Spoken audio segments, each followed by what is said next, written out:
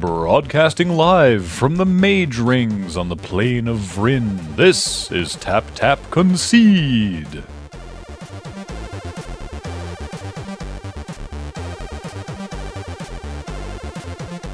Welcome, everybody, to TapTapConcede. I'm Graham. I'm Cameron. I'm James. And we have an additional extra special guest with us today. This is the first time we've done it in the new podcasting set, so this should finally work. It took us an inordinate amount of time to get this working, but we've had audio problems the last couple times he's called in. It's our good friend Dan Emmons. Dan, how's it going? Hi. I'm still 30-70 on this actually working. He's right behind us. Seems so far so good. Yeah. But we'll see. I have faith. I have 30% faith. I'm pretty excited about this actually finally working for once. Yeah, it's gonna be great. And I can see the new setup, and I can pat Graham on the head. Hooray! I'm just gonna pet Graham this whole stream. I hope I'm not obscuring too much of Dan's face. No, it's good. It's good. Here, I'll like hang out this? over here. Damn it, Graham. Okay, I'll just sit like this. You do whatever. You do you. Can I pick his nose? No, okay. For those listening at home on the audio-only version, Dan's on the monitor behind us, which is Pretty real great. cool. So, You're missing magic. Dan was formerly of Wizards R&D and worked heavily with the Planeswalkers specifically, and so we're going to talk to him all about the Planeswalkers for Magic Origins, which I'm pretty excited sweet. about. Yeah. But first, we're going to crack a pack. Crack a That pack. sounds like an awesome idea. I'm The excited. dice. Give All it a roll. Chuck it. Goodbye. Goodbye. Bye forever, dice. I can't read that. I can't read it. What is it? That was the day to crack a pack. 13. 13! All right. 2, Yay. 4, 6, 10, 12, 13. Why, it's a pretty normal but interesting. Ow. It's a pack. It's a pack of M13 in Chinese. It certainly looks boy. Chinese. Yeah. This was given to us by Robert at PAX East. Thanks a lot, Robert. Well, Oh God. this will take some time. M13. Well, we'll do it by collector number like we usually do. M13 was printed. They printed a lot of it. Yeah, that one was let's printed en masse. let's put it that way. It was a good set. We- It was Zach Hill's first lead set, and Zach Hill is an incredible developer. It was a lot of fun. Yeah, We did It was the unfortunately since left, but we did the mega the mega. the mega Gillians Oh, God. Michael Gill's event I because it remember was that. just That like was- that it was just like, guys, we have so much M13, we need to get rid of it. Oh, is that where everyone... It was like a case sealed event? It was Yeah, so Yeah, yeah. stupid. it was dumb. It was the dumbest. We talked Yeah. about that on a previous episode. Anyway, Oh my God. I was. number 53. Harbor Here, Serpent? show it to me. Maybe I'll remember what these things are. It's Harbor Can you- Serpent. Oh, Harbinger or Harbor Serpent. All right, I apparently have lost all ability to read those magic cards. It's Harbor Serpent. It's a 5/5 serpent for 4 blue, and I don't know what it does yet. I It's think an it has island walk, and Defender. it can't attack unless unless 5 islands are on the okay, right. battlefield. You're correct. Thank you. All right. I know. That's fine, I guess. All right, next up. Dark Favor? Dark Favor, yeah. Yep. It's 1 and a black for a creature enchantment, or the enchanted creature gets +3/+1 When until end of ETBs, turn. you lose a life. And when it enters the battlefield, you lose 1 life. There we go. I like core sets and recent ones because I can actually tell what these cards are by the art. Yeah. Damn it. Dan, do you know this one? Oh shit! It's the one that searched for 3 forests. I can't remember what its name. It's like Ranger's Path or something. Number 186, Paul. It's I assume it's a Oh, sorcery. it's search for 2 forests. Put them on the battlefield. Tap for 3G sorcery. Oh, yeah. I did not play this card often. Weird. No. No, yeah, I didn't either. I don't. Yeah. This- That This would is not what I explain. want to be doing with 4 mana. I don't think I've ever seen Getting this card forests? ever. I mean, Well, I mean, was this one around during Ravnica? Because I think that may have been the purpose to be like the Oh, yeah. like go search for dual lands with it. Go but- looking for forests. Right. Yeah. I guess that was what Arbor Elf was for as well, right? Untap a forest. Yeah. Oh, this one's sweet. it- oh, this is like one of my favorite cards of the set. It's Mark of the Vampire. yeah. Oh yeah, hell yeah, that card's great. 3 and a black creature enchantment. Aura, enchanted creature gets +2/+2 and lifelink. Yeah. That's the key, was the lifelink. Yeah, Yeah, this that card card, is- this card on like nice. some of the Intimidate guys was just Oh, it was a beating. yeah. There were a lot of really good black aggro decks. in Yeah, that there format. really were. The Accursed Spirit was in this set, wasn't Yep, it? 3/2 Intimidate for 4. For 4. Yeah. Tormented Soul was in it too. Oh, right. Yep. Tormented Tormented Soul. Soul. 1/1 for 1 can't be blocked. Can't block either, could Yeah, it? it couldn't block. Yeah, I can't block or but be who the blocked, hell but cares? You never want to block with that thing. Yeah. Yeah. Yes, Tormented Soul, yes. All right, what's next? Divine Favor. Divine Favor. It's a 1 and a white creature enchantment aura. When it enters the battlefield, you gain 3 life, and the enchanted creature gets +1/+3. Is this the set that these were actually okay in, or is that? I mean, is that Divine- M14? No, well, M14 was the angelic favor deck, right? yes. Where you got an angel if you gained life. Yeah, like Divine Favor was not as good. No. Like the pump. I recall the pump aura as being pretty good in like black and red, like Mark of the Vampire and even the black favor. Pump aura sounds really rude. Yeah. What's next? It's a spider, and I don't remember what it's. It's number 189. It's Show me. 3 green for a 4/4. Isn't that like Oh, it's Flash Reach. Oh, Sentinel Spider? oh right. Vigilance Reach. Vigilance. Oh, Vigilance Vigilance Reach, my Reach. bad. Yeah. Right, Sentinel. Yeah. Things with vigilance are often I'm thinking Tangle Spider from the Mirrodin drafts. Right. The Right. original Mirrodin drafts, which I played one of I earlier. mean, this card was sweet. if a creature has it the was word one of the best green commons, I think, if I remember correctly. Yeah. if the creature has the word Sentinel in its name, likely it has vigilance. Yep. Yeah. Tangle Spider, you're thinking of, yeah. Yeah. From Core Set 10. Wow. Fifth Dawn too, I think. Was it Fifth or Dark Steel? Dark Steel is where it came out first. Oh, I recognize this one. It's Turn to Slag. It's Yeah. 3 red for sorcery, I believe. It deals 5 damage to a creature, and all equipment attached to them is destroyed. Yeah. Yeah, that's the one. So that's fun. There wasn't a huge amount of stuff that made that relevant in this set, but... Well, no, but it was still just 5 It killed damage. basically Yeah, everything. it was still a removal spell that you just took. Oh, I remember these guys being fun, but I don't remember what they're called. It's a Fairy. fairy something. Oh, yeah, it's for. I can't remember the name. It's see. for you for 3/3 Flying Flash. It's 51, number 51. Fairy Ambushers? No, that's not it. Something Fairy like that. Interlopers. Oh, Very Fairy invaders. Invaders. there we go. Yeah, 3/3 for 4 and a blue, flash flying. Yeah, I remember these being pretty fun. You could like hold up counter spells or something, and if they didn't do anything, you're like, oh, cool, okay, I get a Nimbus of the Mists or whatever. Nimbus of the Isles. Hey, it's the Goblin Arsehole list. Whoa. So mean. That's a little excessive, Graham. It's a 1/1. There's the Goblin Arsonist. It's a 1/1 for a single red mana, and when it dies, you get to deal 1 damage to target creature or player. This card was fine because it Yes. blew up things like Tormented Soul. He's also got a sweet hat. Yeah, he's wearing an Eldrazi Hedron as a hat. Yeah. Divine Verdict is 3 and white for an instant. Destroy target attacking or blocking creature, if I recall correctly. Got it. There we go. Honestly, one of my favorite flavor texts. Just guilty. Just guilty. Who needs to read Chinese when you have the art? Yeah. I think I would have preferred it if it was innocent, This is like what in happens if you're Transformers innocent. the movie. I think the best flavor texts are always single word, like word of what's the red, like word of command for that with split second, where the text is just obey. Just, it's really good. I wish I had the card. I don't know. Word of seizing, I think it is. Ooh. All right, what's next? That's an excellent question. It's a single white mana artifact or enchantment. It's I think this is an instant, isn't it? number 28. Is it an instant? I thought it was I an thought enchantment. this is one of the ones that deals 1 damage to all attacking creatures. I think you're right. Word of seizing. That's up on the screen Yeah. now. What is it? It's number Is it 28. Harm's Way? It might No, be? not Harm's Way. No. Harm's Way is the swerve effect. Rain of Blades. Right. Oh yeah. Oh, you're right. Yeah, deal 1 damage to each attacking creature. I got one. Now, this is this the same as the Phyrexian mana one? Oh, Apostles, not no, Apostles Blessing. the one with Raymond Swanland. the one, yeah, the Raymond Swanland art with Elish Norn, just like firing a bunch of little daggers. Yeah. It's called, I can't remember what it's called now, but is this basically the same? It just the other one can be cast with Phyrexian mana. Yeah. I'm looking it up. I'm not sure.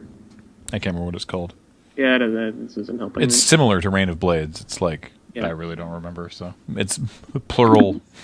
It's plural word of pointy thing. all right, moving on. It There are a is. significant number of Magic cards with that layout for the name. Yeah. Oh, it's one of the rings. It's collector's number 211. Oh, I remember. That's a these. green one, isn't it? I think it's the green one. So it's a 2 mana artifact equipment with a single colorless to equip it. Ring of Evos Isle. There we go. Oh no, this is a blue one. At the beginning of your upkeep, put a +1/+1 counter on equipped creature if it is blue. Yeah. And then for 2 mana, equipped creature gains hexproof until end of turn. Yeah. Oh, That one is that's- way better than the green one. Yeah. That's what Turn to Slag is for. Yes, Yeah. you're right. Oh, because you couldn't. Right. The well, the green one was okay because there was some reason the green one was good. I can't remember what it was. It was the counters was good. Yeah. Because your guys are bigger naturally, so giving them trample is totally reasonable. Yeah, and putting the black one on the putting the black one on the tormenting soul or the tormented soul, and just got bigger every just turn. bigger every just turn. like It's 1 like- U, 2 U, Yeah. 3 U. All right.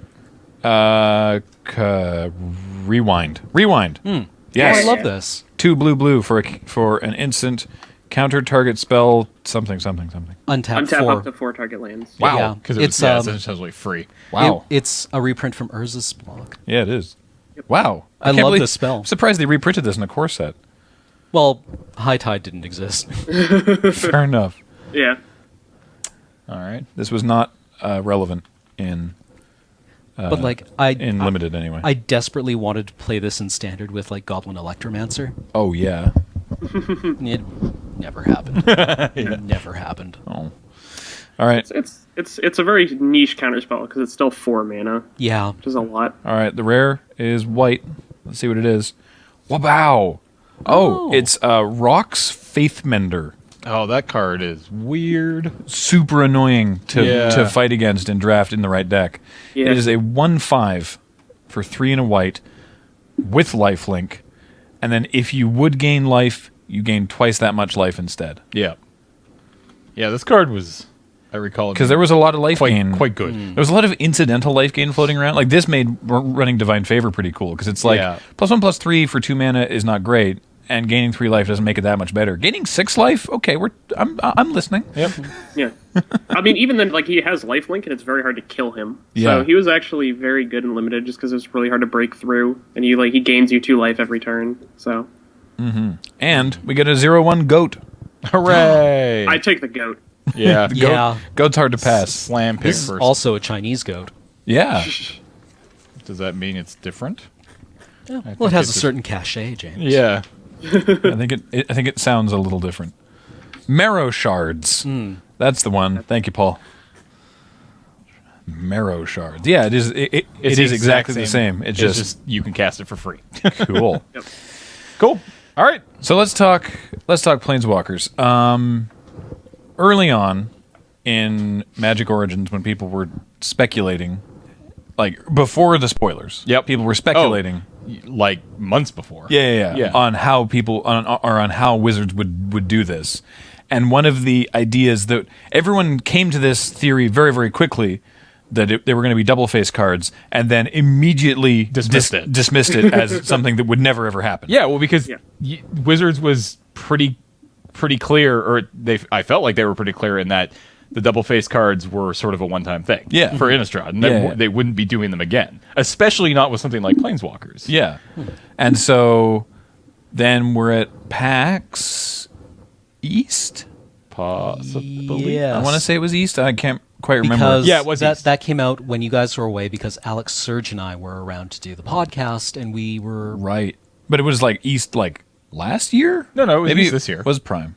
Oh, It would've been really? this year. Okay, yeah, No, it East was this East year. this year. Anyway, they unveil Liliana, and she is indeed a double face card, and people are losing their Hell minds. yeah, that was. So, well, I guess actually, sorry. First of all, Dan, can you just let us fill us in on what actually you did when you were at Wizards as it Sure. related to the Planeswalkers, and then maybe talk about how the idea to even do these came about, and then we can talk about each one of them. Sure. So I was on the design team, which was Mark Rosewater's team. Meant I was put into design teams and development teams to come up with ideas for cards and mechanics and essentially build sets. And one of the specific projects I had was to sort of keep tabs on all the Planeswalkers as characters, so that every time we did one of those Planeswalkers as a card, we would maintain their sort of integrity as this is what this kind of character would do, right? So it was, every time we came up with a new Jace, we want to make sure that every Jace card that we make feels like a Jace card. and that it's not like, super weird. I think the M13 Liliana was just like, she cares about swamps now, and that makes no goddamn sense. Right. So it's one of those things where we wanted to maintain the integrity of what the character was about in order to, one, make sure that the character made sense, and two, leave ourselves open to being able to make other characters in the future. So it's not just like Liliana has every ability that a black planeswalker could have. Right. And that was one of the problems earlier, is that like in Lorwyn, all the planeswalkers, there was one of each color, so they just did things of that color, right? Right. So like the green one was like lands and trampling and creatures, and blue was like drawing cards and more drawing cards and milling, and Jace especially was really bad when he just does all of the blue things, and it's really annoying. So there was some kind of I tried very hard to keep it narrower for planeswalkers so that we could have more room to make things like, well, if we make Gideon care about equipment, then we don't have room to make the equipment planeswalker, which is where the Nahiri from the commander deck came from. So there was a lot of different planeswalkers that we were able to make because we sort of shoehorned these characters into like, this is what you are good at, this is what you are about as a character. Right.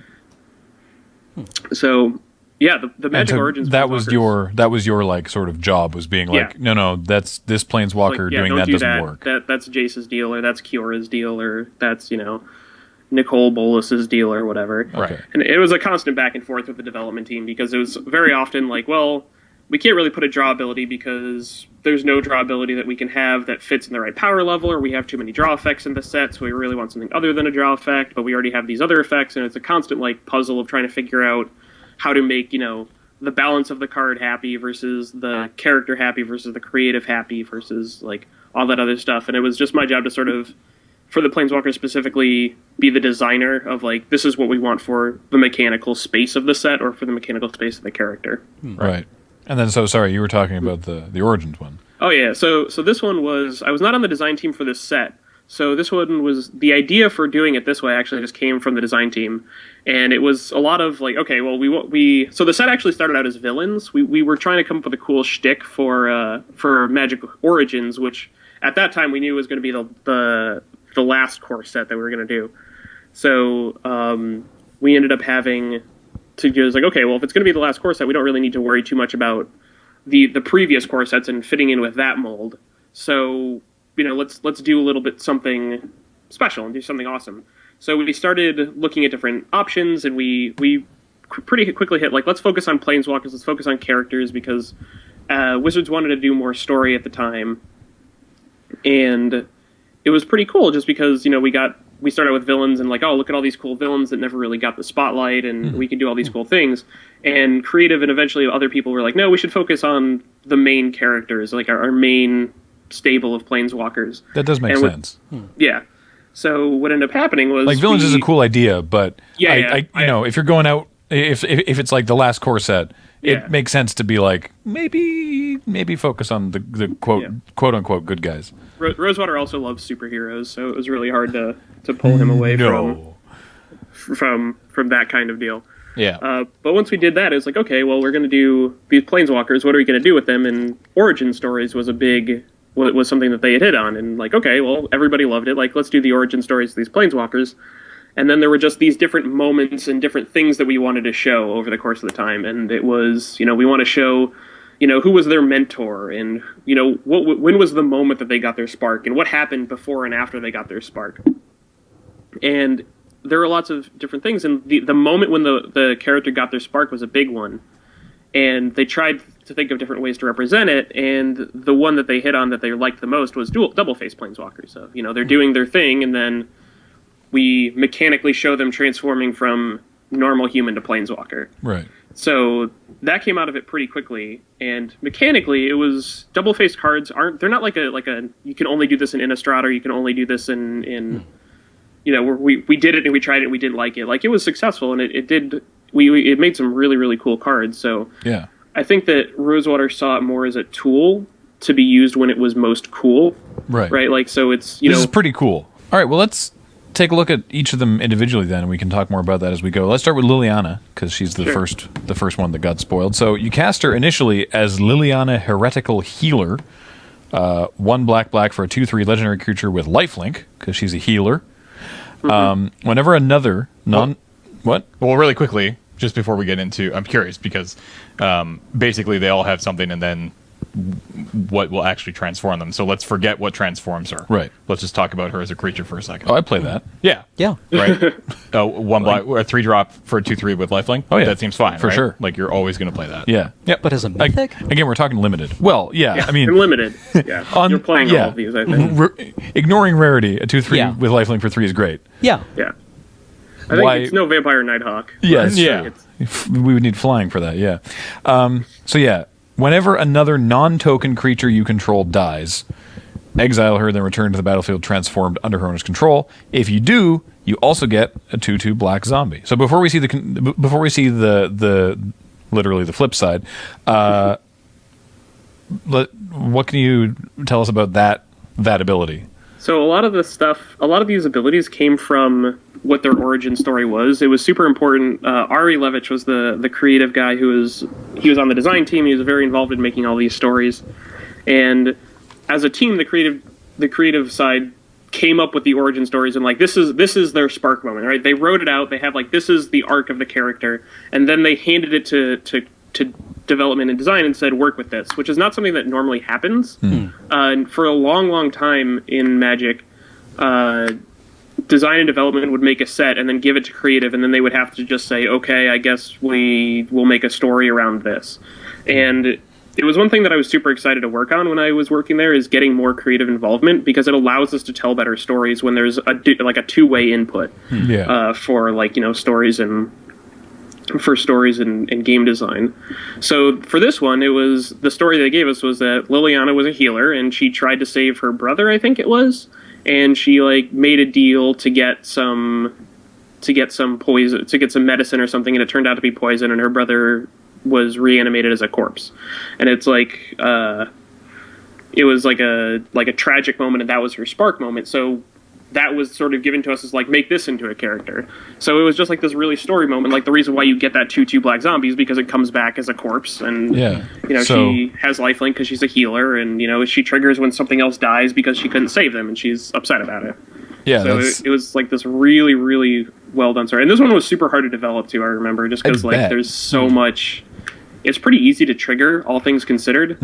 Especially with exploit going on right now. Yeah. It's one of these things that even in limited, it was pretty easy to trigger, and you're also getting card advantage from the zombie, so it was a tough one to balance. She seems really good. Yep. Yeah. She's not bad. I'm gonna level with you. And then when she flips, when you flip her over, oh yeah, also there's a planeswalker involved. Yeah. So then you get honestly, ignoring the planeswalker, 2/3 for 3 with lifelink, and even if that just happened once. One time another one of your creatures dies, you get a 2/2. Yeah. If she had a morbid trigger or something, right? Yeah. Really good. Yeah. So now you get Liliana Defiant Necromancer, and you get to use the planeswalker abilities the turn that all happens. Yeah. Assuming it's your turn. Obviously you can't use planeswalker abilities at instant speed, so if it happens on your opponent's turn, you chump block one of their attacks, you don't get to use Liliana right away. But anyway. Yeah, but your opponent can't attack them at that point, right? Yeah. Their combat step is over, so Liliana's at least a little bit safer. So 3 loyalty she starts with, and she can go straight up to 5 with a +2 if each player discards a card. -X, return target non-legendary creature card with converted mana cost X from you, exactly X, not X or less, from your graveyard to the battlefield. She can reanimate a friend.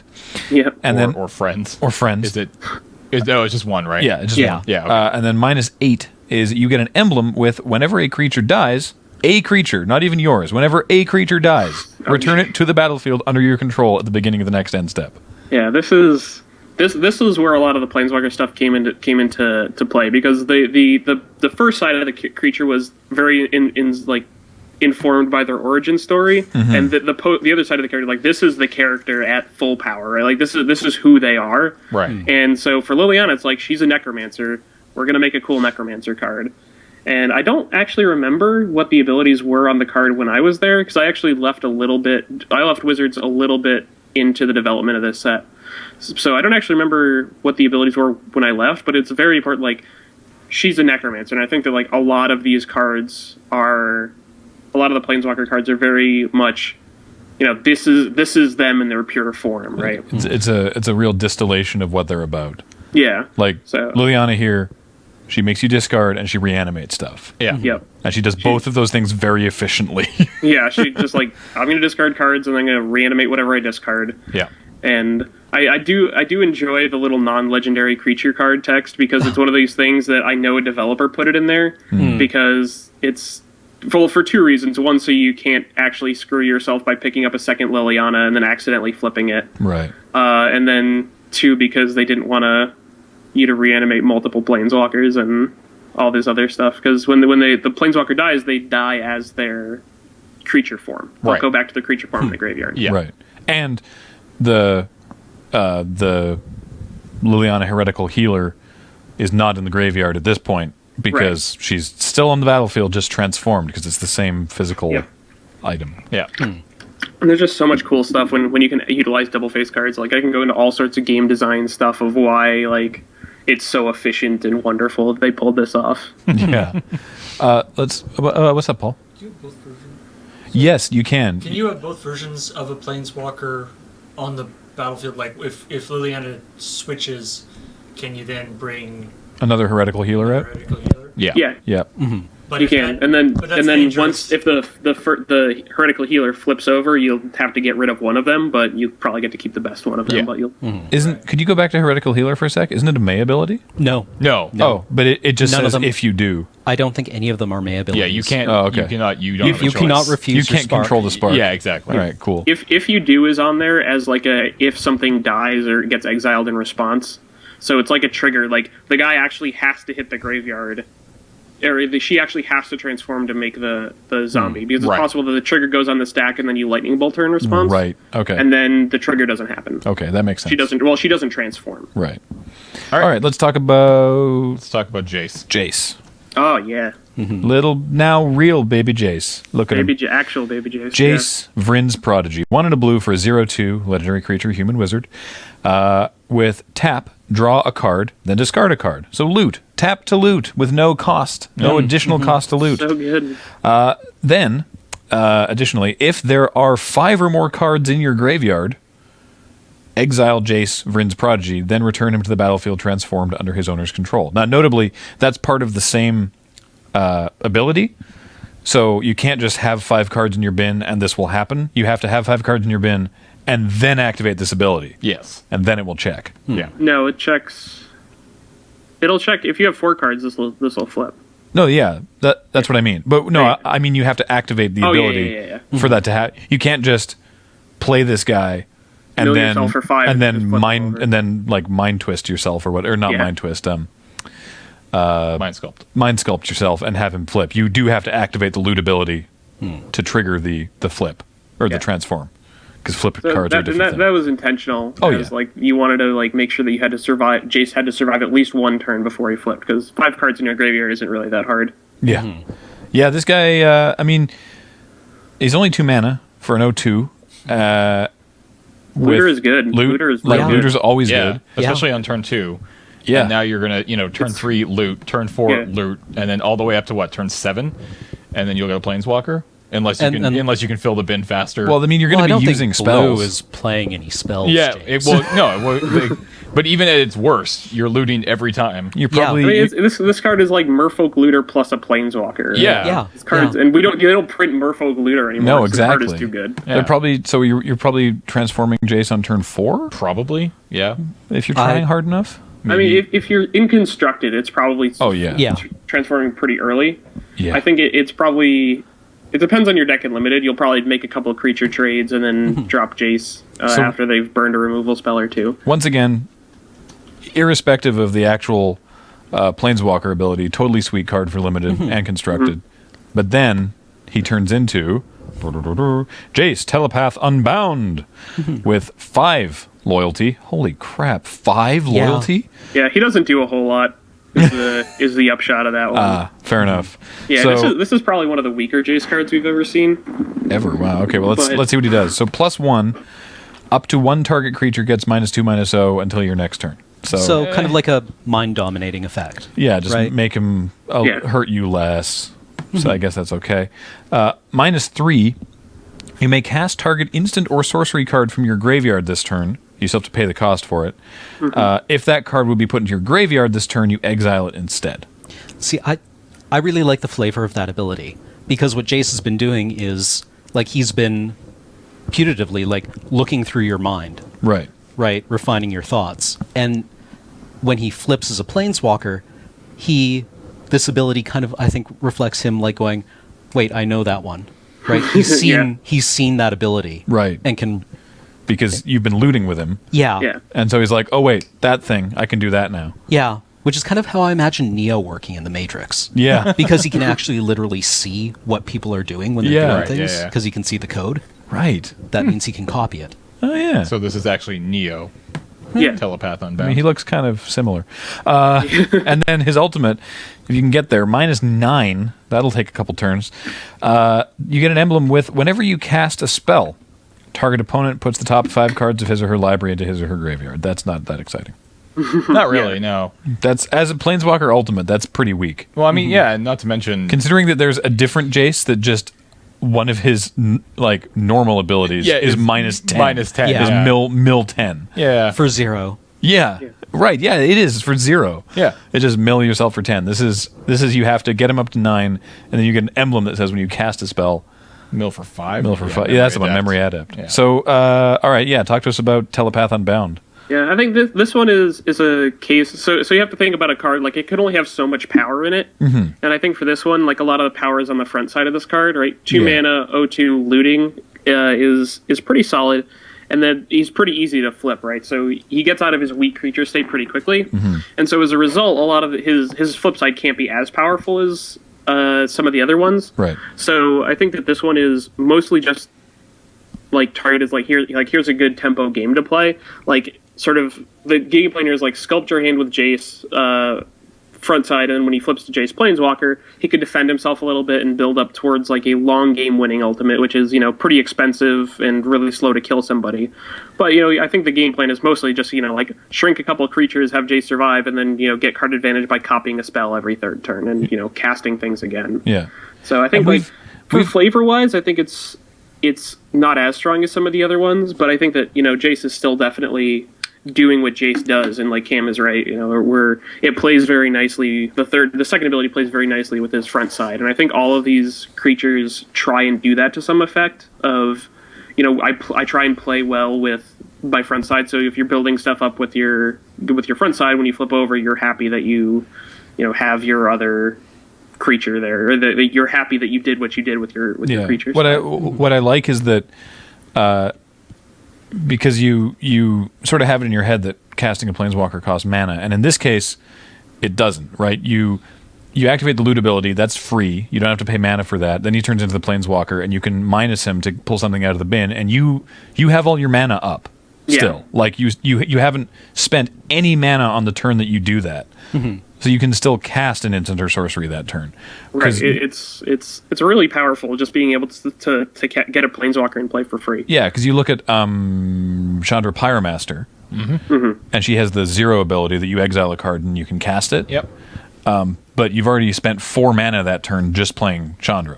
So the turn you play her... You +1 and ping something. Yeah, exactly. Yeah. But that's what I'm saying. You can't use that ability typically the turn that you play her, but this you can. Which although that said, by doing that, you are possibly leaving Jace open to, unless you're killing something. Well, sure. See, what I'm curious about with Jace is Wrong one. how many resources... Pyromancer. There it is. How deep are you going to go on killing Jace? Yeah, that's the other thing. I'm not going to care that much, to be honest.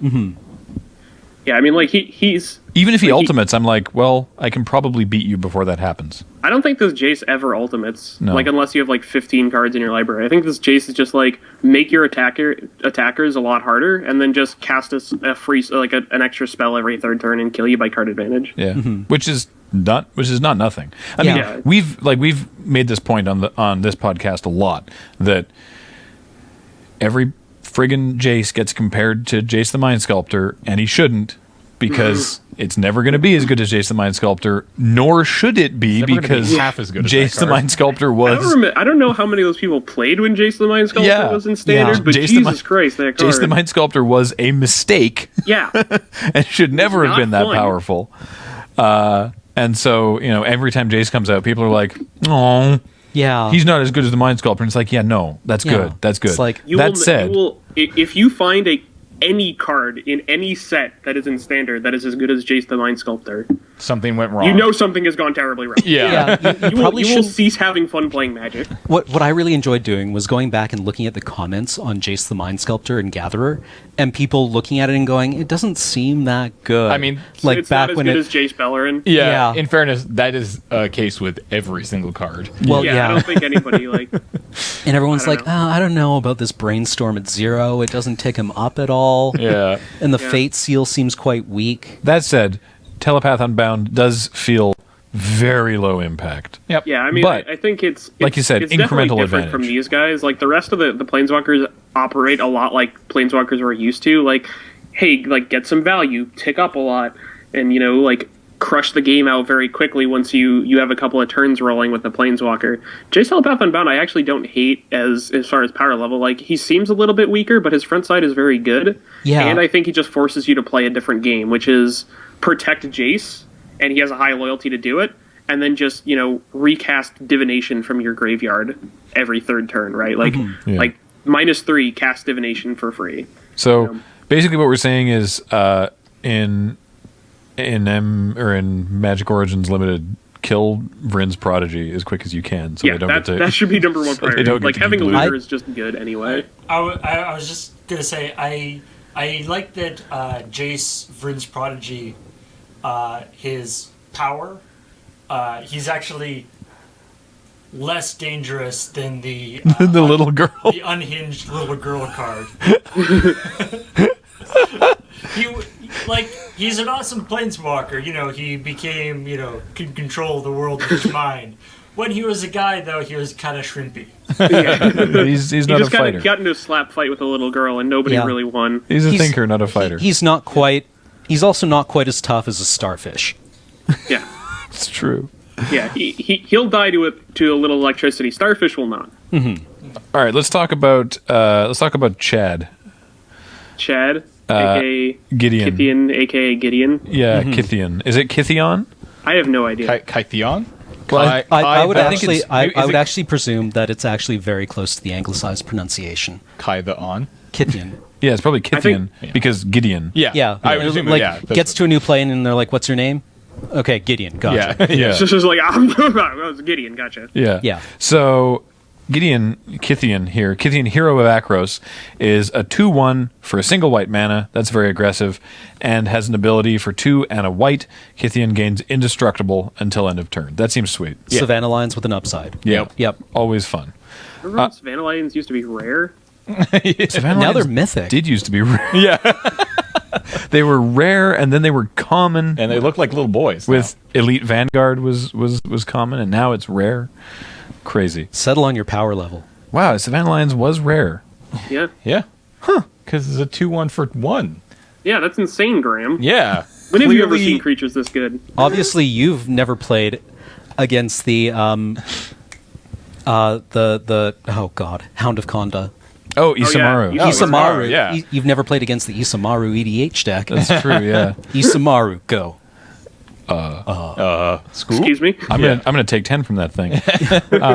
All right, back to Gideon. Okay, so his flip ability, or Kithian's flip ability, transform ability, pardon me, is at the end of combat. If Kithian Hero of Akros and at least 2 other creatures attacked this combat. So if you triggered Battalion, Yep. then you exile Kithian and return him to the battlefield transformed under his owner's control. Okay. Yeah, this is so. This one was, we knew who Gideon was as a planeswalker, right? Like he was pretty. The second Gideon was the first planeswalker that I worked on, and it was when we were going over, it's like, okay, what is Gideon's deal going to be? Is he going to be the guy that tanks all the damage, or is he going to be the guy that fights? And we thought that like turning into a creature was the better like identity for Gideon to have. So we had this identity of him in our heads. It's like he's a brawler, right? He goes out there and he fights and he picks up a sword and he goes at you. And I think he leads other fighters. Yeah. So I think that one of the things that came about was like we knew what Gideon's backside was going to be, right? He was going to turn into a creature of some kind, but the front side was a little bit harder. And I think he had this ability coming out of design, like it was very close to this. And it was one of these things that was like, yeah, this makes a lot of sense, and we had to tweak it a little bit and make it so that, you know, he would work, but it was very obvious, right? Like he was a leader of scrubs on Theros, and then when he leads those scrubs into battle, he transforms and becomes a lesser scrub himself. So let's be honest here with that flip ability. Unless you are already handily winning this game, you're probably going to have to activate his indestructible ability so that he survives combat so he can flip. Yeah. Not necessarily, right? Like there's like, I could definitely see a really good curve out of like think Kithian into Raise the Alarm into, you know, you could flip this guy turn 3 pretty easily if you have, I don't actually know what but if they have any creature, they're going to block this guy. So there's any creature, but there's also like all sorts of combat tricks, right? I mean, like Mighty Leap or whatever else there is. I'm thinking standard, but I think that a lot of the creature decks play some sort of like protection or tricks, right? I don't know. I've been playing a lot of Modern Masters, so I'm thinking Apostle's Blessing, but neither Mighty Leap nor Apostle's Blessing is going to be in. I mean, I know that, but I assume there would be Mighty some Leap kind actually of is. like really good white instant trick. See actually if there's anything around. But why waste the already. card when you could just activate his ability for 3? Oh yeah, that works too. But yeah, him into Raise the Alarm does mean you get him flipped on turn 3. Yeah.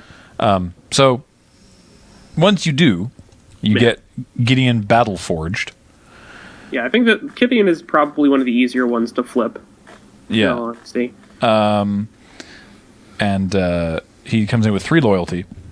And his plus ability is +2, so he goes up to 5. Up to 1 target creature an opponent controls attacks Gideon Battleforged during its controller's next turn, if able. So it's like he just comes down and goes, he does the Hulk Hogan, you Fight me, bro. Yeah, it is really come at me, bro. Yeah.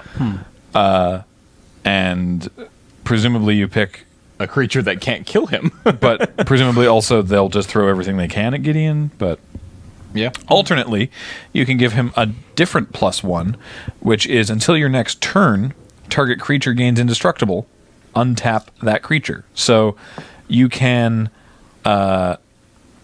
take him up to 5 and make something come at him. You can take him up to 4 and give yourself a just nutso blocker to protect him, because you will have attacked with Kithian and 2 other creatures. So you will have a creature on the battlefield, unless they get killed. But you should have a creature on the battlefield, so you can target him, untap him, make him indestructible, and have him there as a blocker. That's really sweet. And then the 0, there's no minus ability on this Gideon. There is only a 0. Until next turn, Gideon Battleforged becomes a 4/4 human soldier creature with indestructible that is still a planeswalker. Prevent all damage that would be dealt to him this turn. That is until end of turn. Yeah. This guy's pretty sweet. He's a 1 mana, essentially 4/4. Yeah. And like the ability to sort of screw it, like the taunt ability is very strong. If you guys played with Gideon Ura when he was originally out, like that card is real strong. Yeah. And the second ability I think is less good because it requires other people to have stuff that, you know, you need to have creatures that are actually relevant to attack in. But I think this card is just super interesting, right? Like this is, I think, maybe the first Planeswalker without a minus ability, which I find super interesting. Is it really? It could be. I know that Sarkhan didn't have a the Mad didn't have a plus ability. Yeah. But yeah, I don't actually know if there's another Planeswalker that doesn't have a minus. I think that's really cool, right? They found a way to So utilize you never the get taunt to ability as your loyalty cost, effectively. Yeah, you never get to exhaust this Gideon. You only get to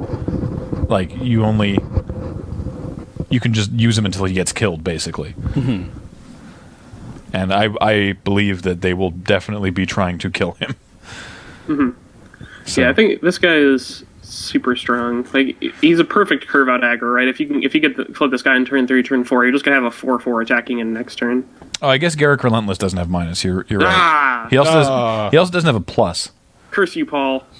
What happens when Garrick flips? He turns into the Veil Cursed. Yeah, he gets a +1, a -1, and a 0, or -3. I don't remember. I don't play knows? Magic. Jesus Christ, what am I doing here? Also, as a throwback to our talk about commenters on Magic cards, Butt Monkey at Panera Bread would like us to know that Ornithopter is still in standard Re-Kithian Hero of Acros. Oh, well, there we go then. There we go. That's a much better play than 2 Monastery Swift Spears or... Dude, Kithian turn 1, double Ornithopter?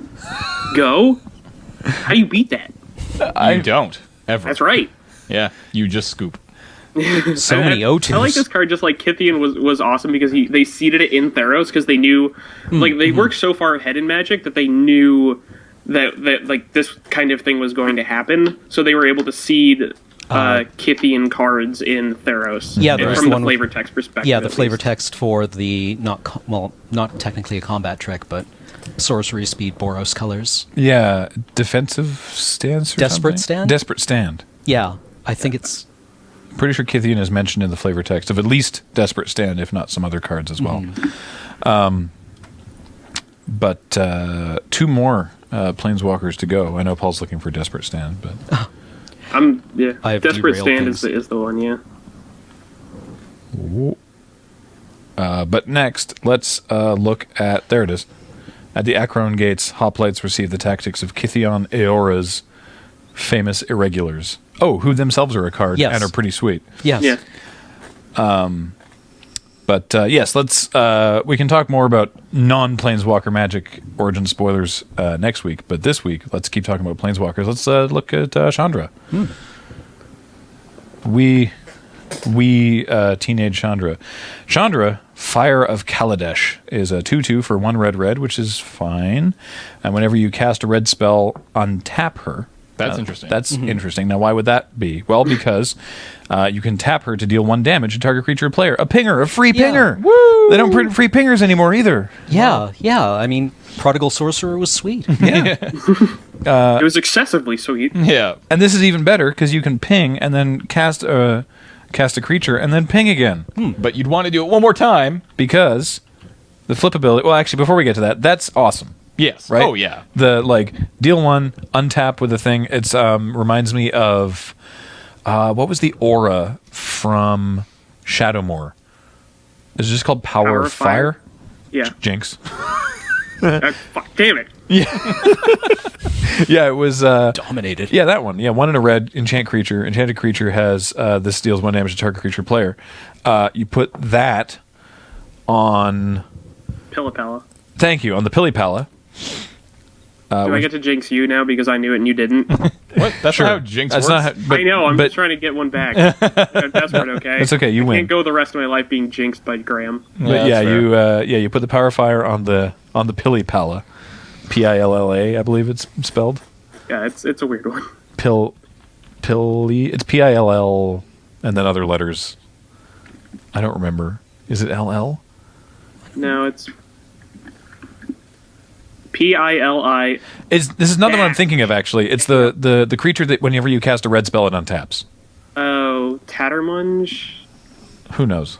Moving on. No, turns it's out the other duo. turns out no one actually remembers this card. But I did that in a Shadowmoor draft on Magic Online. You put this on the guy that untaps when you cast a red spell, and then you have like Flame Jab with Retrace in your graveyard, and you're just like dot dot dot dot dot dot dot dot dot.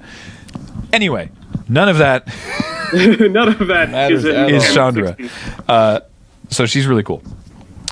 If Chandra has dealt 3 or more damage, well, 3 damage. If she's dealt 3 damage in a turn, then you exile her and return her transform. So you've got to untap with Chandra and go ping, spell, ping, spell, ping. Yeah.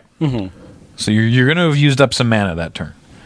But then she comes back as, I don't remember the name of this one, Chandra, Roaring Flame. Right. 4 loyalty, very nice. +1, take it up to 5 loyalty. Chandra, Roaring Flame deals 2 damage to target player. Sure. Interesting. 2 damage is nice, though. Yep. Interesting. -2 deals 2 damage to target creature. There's her protection. -7 deals 6 damage to each opponent.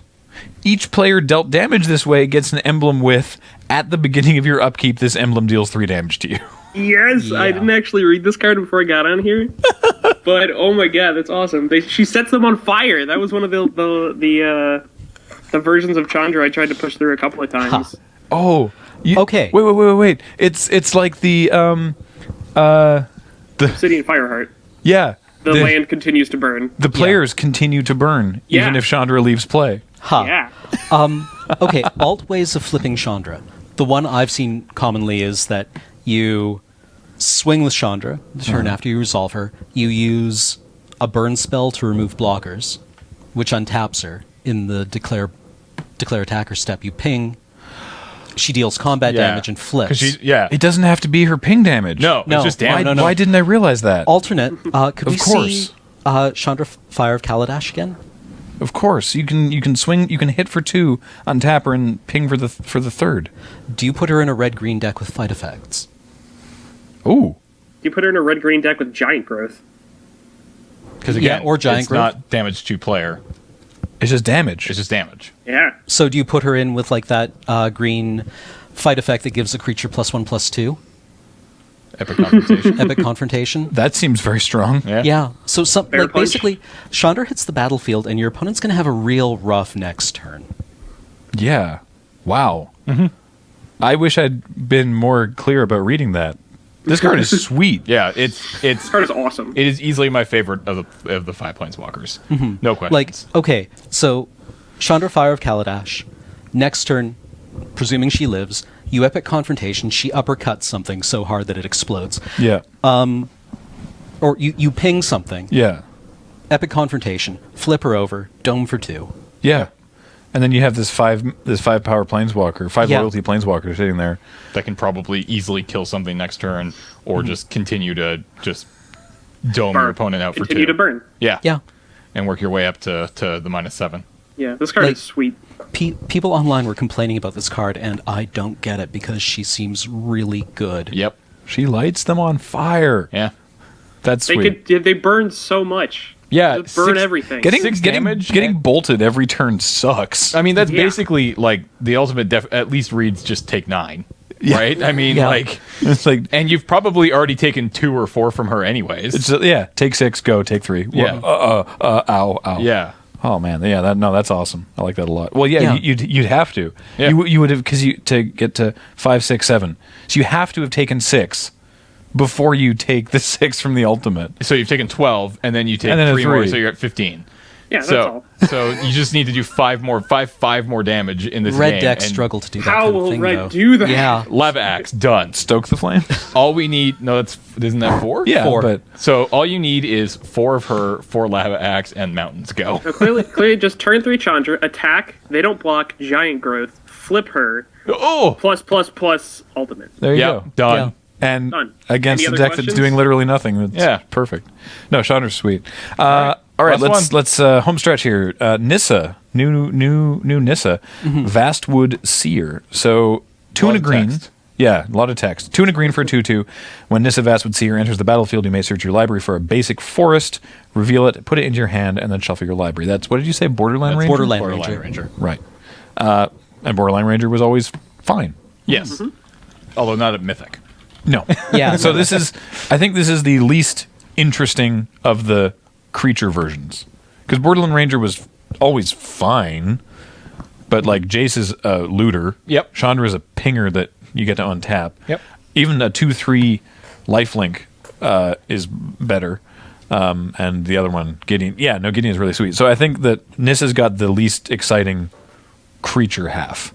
She's super strongly constructed though, because the ramp is so powerful. Oh, even yeah. regardless. But it's still the least exciting. I guess, yeah. What's up, Paul? Borderland Ranger can do any color too, Yeah. Right. Nissa can only look for a Oh forest. god, Nissa sucks, you guys. Yeah. Yeah. and it is only basic forests. So you have to be careful True. about that. Oh god, what the? Why would we play? This is dumb. This is dumb. I'm done. I'm done Nerf here. Borderland Ranger. My wishes have finally been answered. Yeah. She doesn't actually ramp, though, because it goes into your hand. Yep. Oh, okay, yeah. Fuck this card. Well, she Yeah, like no, she this- doesn't ramp, but again, in constructed, Yeah. the ramp is there. Yeah. That you're not like. I think this is probably one of the least exciting in a limited aspect. Oh yeah, Right, because you're playing her out on turn 3, so you have 3 mana out. You draw into an extra forest, but it's not going onto the battlefield. So you're not actually flipping her until you actually meet the requirement, 4 turns later, which is whenever a land enters the battlefield under your control. If you control 7 or more lands, exile Nissa, then return her to the battlefield, transformed under her owner's control. So when you play your 7th land, on your 7th turn, probably. I mean, again, you might be able to get a little bit of ramp in limited, but I actually have no idea what sort of ramp. quite exists in this possibly set. this is like turn 6 or turn 7 if you're playing it on curve on turn 3. Obviously, Well, and she does enable your curve. yeah, Right?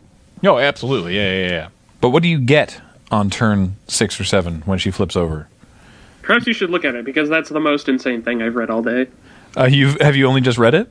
Yeah. Yeah, Okay, she is. so Nissa's Sage Animist is a 3 loyalty planeswalker. Goes up to 4 with a +1 that says reveal the top card of your library. If it's a land, it goes onto the battlefield. Otherwise, into your hand. So It's draw a card or actually ramp you. or explore. well, yeah, it's kind of Yeah. like the important parts of Explore. That seems like it would fit very well with Courser. Yeah. Crewfix. Well, it's very similar to Courser. But also Courser lets you Wait. get land out faster. No, Courser is just card advantage. It Oh, has yeah. no effect Yeah, on the I number of know, lands you yeah. can play. I feel like I didn't read this properly because now I want to step back and say that I don't know why.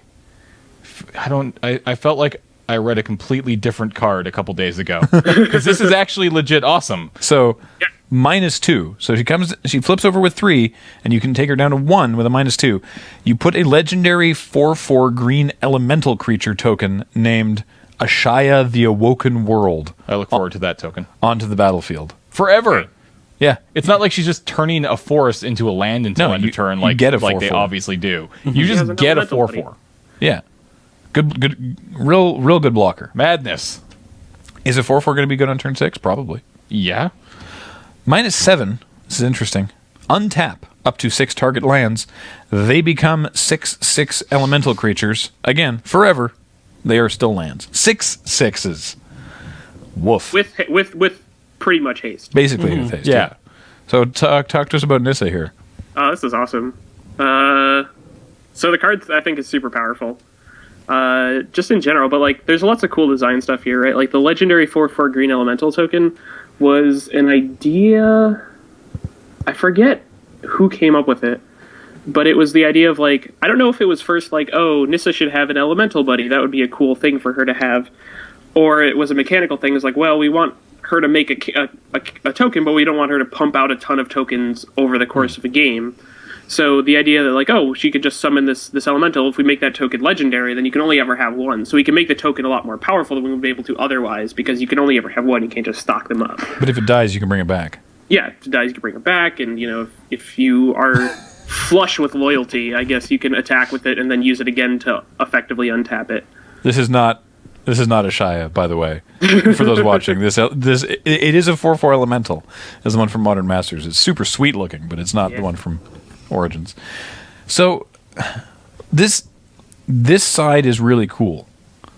My only problem with Nissa is that you're not going to get it until turn 6, maybe. Probably 7, at least in limited. That's true, but you also like if you're playing the long game, you could probably play 4 of these in a deck. Like just jam one down on turn 1 and just grab, basic land or whatever, and sacrifice it early, and then just set yourself up to turn 6 or 7 when you have 7 lands in play. Just go cast Nissa, play a land, and then she'll just flip immediately. Yep. Yeah. that's Yeah, true. no, Alex made the point. This card is Nissa's very good early game, and she's very, very good late game.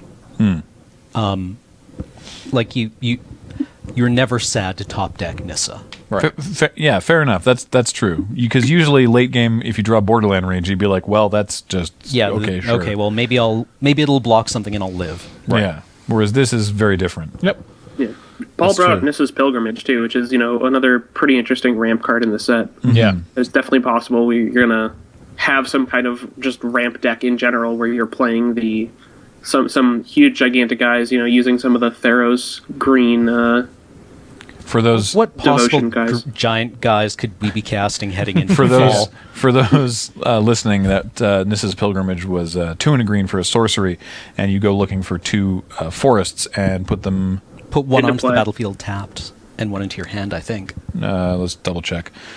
Yeah, 1 onto the battlefield tapped and 1 into your hand, and the rest into your because of hand. the spell mastery. And Right. then with spell mastery, if there's 2 or more instant hand or sorcery cards in your graveyard, you search for 3 basic lands, put 1 onto the battlefield, and Keep the other 2. The other 2 in your hand. Yeah. So that helps a little. So was Nissa's spark moment just sort of experiencing the vastness of Zendikar? She's just chilling in the woods or whatever. She I saw. don't know, Well, I was trying to make it She sound was, a little she cooler. was counting trees, and then when she got to Well, 7, she's like, "Oh shit!" Boom. 2, So I actually 3. know what it is, but I don't know if they've spoiled it yet. And I know that on Daily okay. MTG they're doing all the stories. That's true. Right, Okay, well, okay, fair yes. enough. I don't want Okay. to get you in trouble. Yeah. But yeah, no, it's a really cool story, and it's flavor wise, it's close, but it's also just super mechanically relevant, which is what I think they were going for. Well, I here, is assume that Ashaya when- is involved somehow. So Yeah, I think that what happened was when we were doing the Planeswalker side, one of my big keys about Nissa was that she's the land Planeswalker, right? She's a druid, she cares about the land. Right. Let's let her focus on land.